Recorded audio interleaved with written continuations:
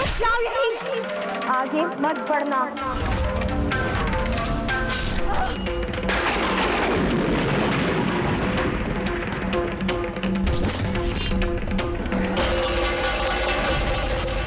कौन हो तुम जिसने कैलाश में मेरी आज्ञा टालने का, अपनी मनमानी करने का दुस्साहस किया है?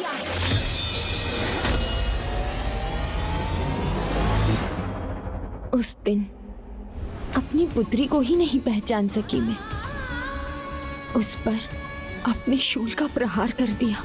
माता, आपको दीदी का परिचय ज्ञात नहीं था, अतः एक अपरिचित को कैलाश में देखकर कैलाश की सुरक्षा हेतु ही आपने ऐसा किया होगा ना? हाँ पुत्र, किंतु उसके निरुत्तर रहने पर मैं तो अपनी पुत्री को और भी आहत करने के लिए तैयार थी।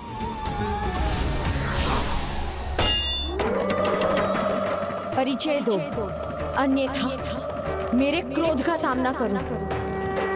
बताओ मुझे, कौन हो तुम? हमारी पुत्री है ये।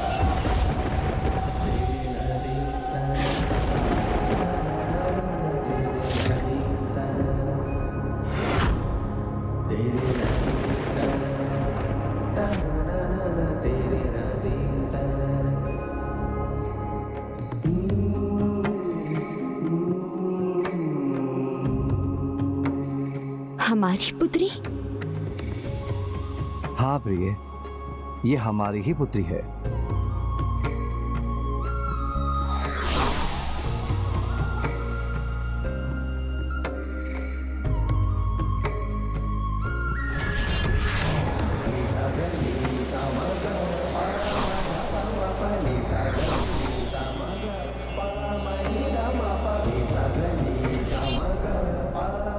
पुत्री,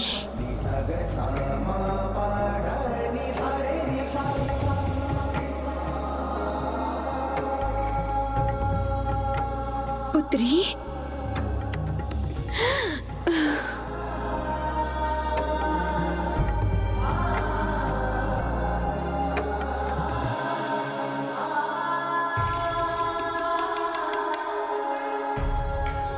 पुत्री,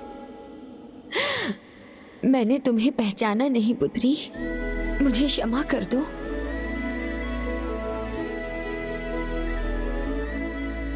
नहीं माता, भूल आपसे नहीं हुई है,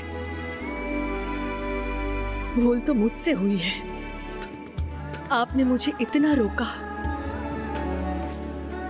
मैं फिर भी नहीं रुकी। मुझे आपसे भेंट जो करनी थी माता। मेरी भूल को अपनी भूल बना लिया तुमने।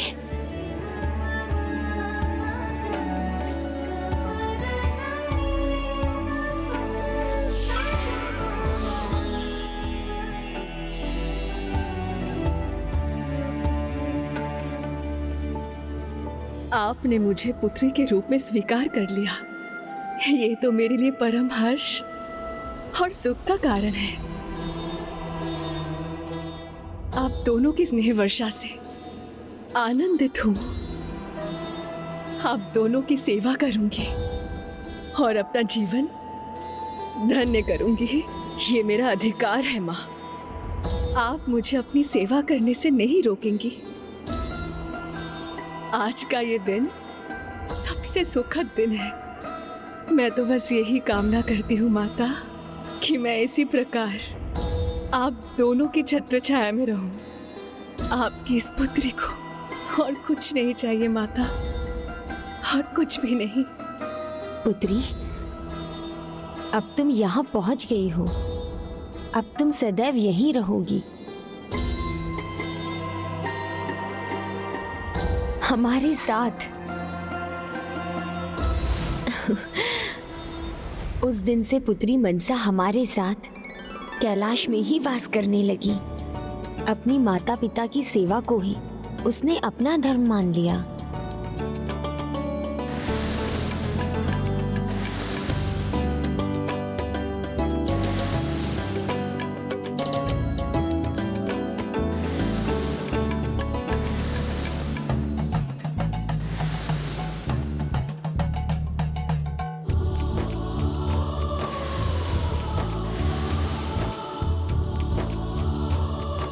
पुत्री, तुम मेरी और अपनी माँ की सेवा में सदा तत्पर रहती हो। तुमसे एक भी दिन कोई भूल नहीं होती। क्यों भूलूंगी पिताश्री? आप दोनों की सेवा करके ही तो मुझे परम आनंद प्राप्त होता है, और मैं इसी प्रकार आप दोनों की सेवा करके अपना जीवन सुखमय बनाती रहूंगी।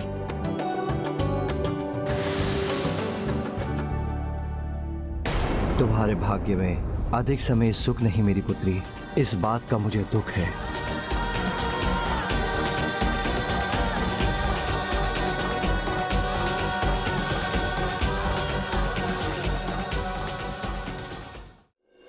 सदा हमारा ध्यान रखने वाली अपने माता पिता की सेवा में समर्पित थी, किंतु उसकी नियति तो कुछ और ही थी। क्या माता, ऐसा क्या करना था दीदी मनसा को? एक बार वो मेरे केश में तेल लगाने आई।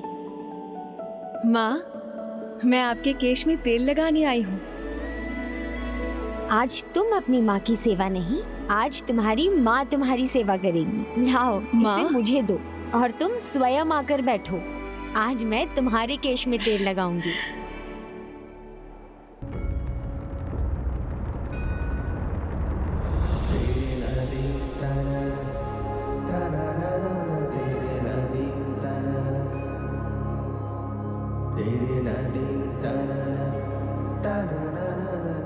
माँ, अब से तो मैं आप ही से केश में तेल लगवाया करूंगी। ये तो बहुत ही सुखमय अनुभूति है।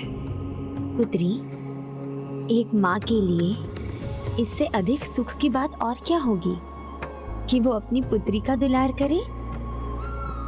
और मैं तो तुम्हें सदैव प्रसन्न देखना चाहती हूँ पुत्री।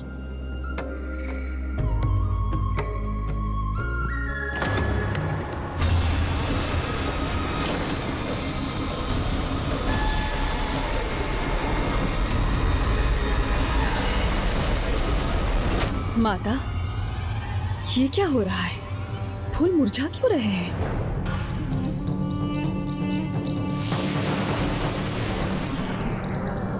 पुत्री, ये सब तुम्हारे पिता की पीड़ा का प्रभाव है, जिससे ये सब संकट उत्पन्न हो रहा है।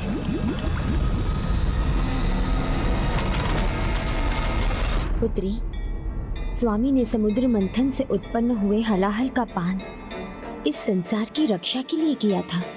तभी से उनके कंठ में स्थित उस हलाहल के कारण उन्हें अत्यंत पीड़ा का अनुभव होता है।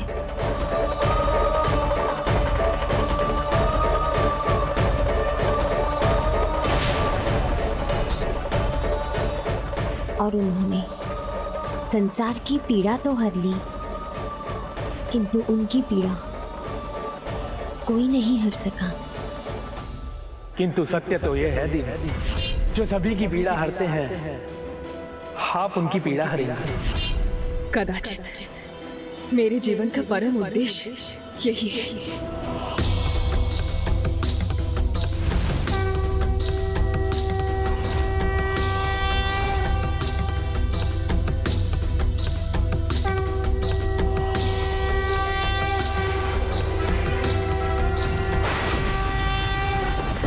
पुत्री, मनसा,